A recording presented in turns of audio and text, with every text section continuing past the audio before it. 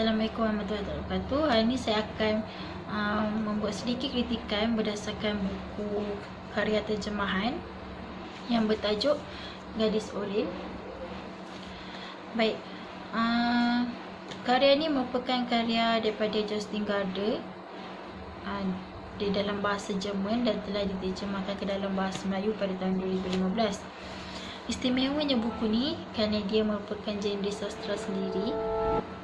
Okay.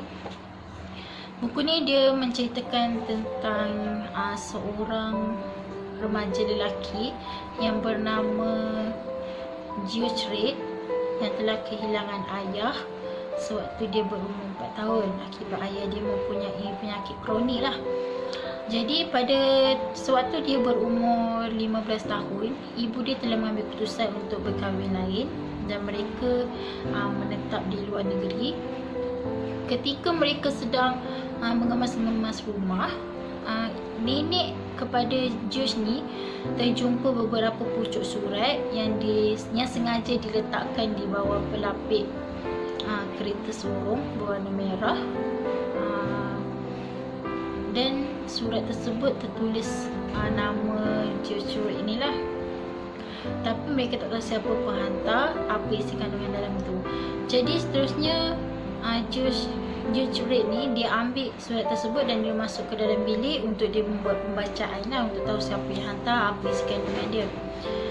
Saya memilih buku Gadis Oren ni kerana dia mempunyai berkaitan dengan teori tempatan, iaitu teori rasa fenomenologi oleh Suhaimi Abdul Aziz. Baik, teori ni dia menghubungkan pengalaman pembaca dengan karya yang sedang dibaca lah. Jadi apabila George ni dia mendapat surat, beberapa pucuk surat daripada mendiang ayah dia, sudah tentu surat-surat tersebut menceritakan perkara-perkara yang telah lepas. Jadi apabila George ni membaca satu persatu isi kandungan surat tersebut, ada satu situasi di mana mendiang ayah dia ni menceritakan pengalaman ataupun momen-momen yang telah ayah dia dan George serta ibu dia telah lalui, seperti pergi berkelah bersama-sama di tasik.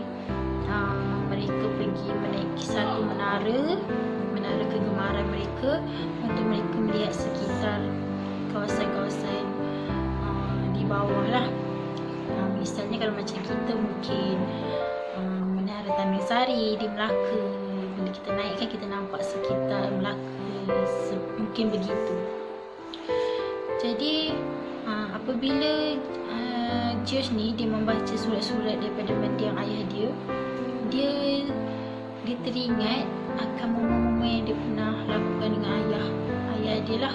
Dulu dia pernah pergi berkelah dan dia pergi menaiki menara seperti apa yang ayah dia cakap untuk melihat keadaan manusia dari atas.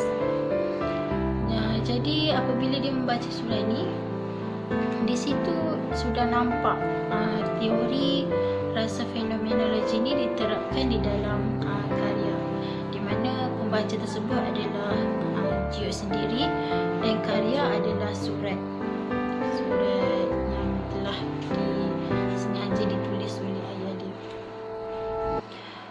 Seterusnya adalah situasi apabila ayah dia menyebut di dalam surat tersebut tentang teleskop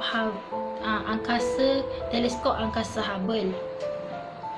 Apabila George membaca tentang isi kandungan tu dalam surat tu, George teringat dengan tugasan sekolah dia. Dia pernah membuat satu tugasan sekolah tentang teleskop angkasa Hubble ni, sama dengan apa yang ayah dia cerita. Mungkin dia tak ingat masa ketika dia berumur 4 tahun dia pernah pergi menara tu dengan ayah dia, sebab waktu tu umur dia kecil. Tapi bila dia kaitkan dengan pengalaman dia yang dia ada tugasan sekolah yang bertajuk angkasa juga, Jadi pengalaman tu dikaitkan dengan surat tersebut yang ayah dikatakan mereka berdua suka tentang bidang-bidang angkasa. Jadi di situ sudah nampak juga penerapan teori rasa fenomenologi ni. Seterusnya ketika gadis Oren ni adalah ibu kepada George, iaitu Veronica. Buku ni sebenarnya menceritakan bagaimana ayah dia mengenali seorang gadis Oren, iaitu ibu dia sekarang. Bagaimana mereka mengenali, siapa gadis Oren, duduk di mana, bagaimana mereka jatuh cinta, bagaimana mereka meluahkan perasaan dan sebagainya. Semua tu ada tertulis dalam surat tersebut. Tetapi dia tidak memberikan secara terang-terangan siapa gadis Oren tu, kerana dia ingin memulakan perbicaraan dia dengan mengingatkan momen-momen yang lepas dahulu. Jadi ada salah satu ayat kegemaran gadis Oren ni ketika mereka muda. Bila George ni dia membaca, dia cuba melontarkan kepada ibu dia semula. Antara ayat dia adalah, kau adalah Oren yang selalu mengganggu warna fikiranku.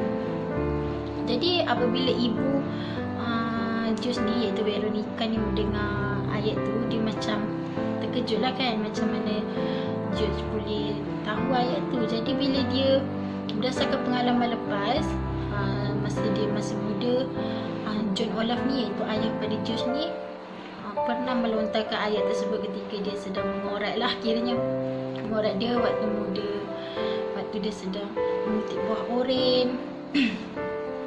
Jadi bila dia mempunyai pengalaman lepas, pengalaman yang dia telah lalui, dan apabila dia mendengar perkataan tu, dia jadi tertarik dengan isi kandungan untuk membaca surat tu dengan lebih jauh lagi.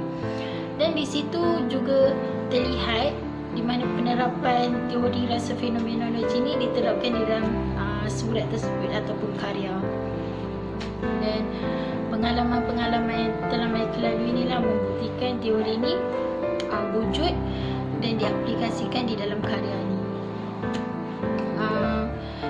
Mengapa karya ni sesuai untuk setiap golongan pembaca? Kerana dia mempunyai penulisan yang puitis dan juga penulisan yang untuk kita berfikir di luar kotak.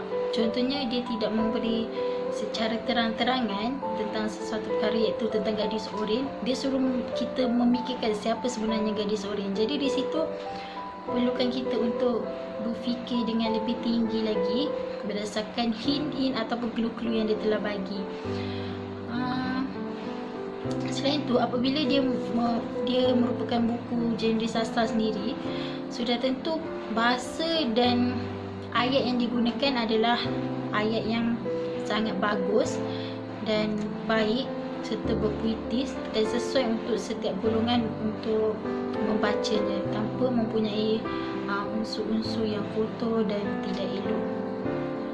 Oleh yang demikian, kalau siapa-siapa nak baca buku terjemahan Gadis Oren ni, sangat-sangat digalakkan untuk kita cuba menyelami tentang apa yang George Tingard, cara penulisan George Tingard ni, bagaimana puitis sastra dia dilahirkan terhadap karya dia.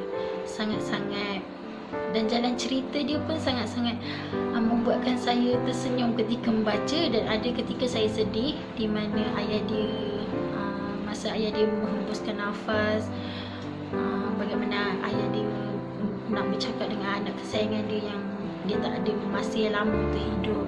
Dan di situ nilai-nilai estetika yang dibawa oleh George Tingard ni sangat-sangat berkesan lah di dalam karya yang dihasilkan. Baiklah, itu saja daripada saya. Sekian. Assalamualaikum warahmatullahi wabarakatuh.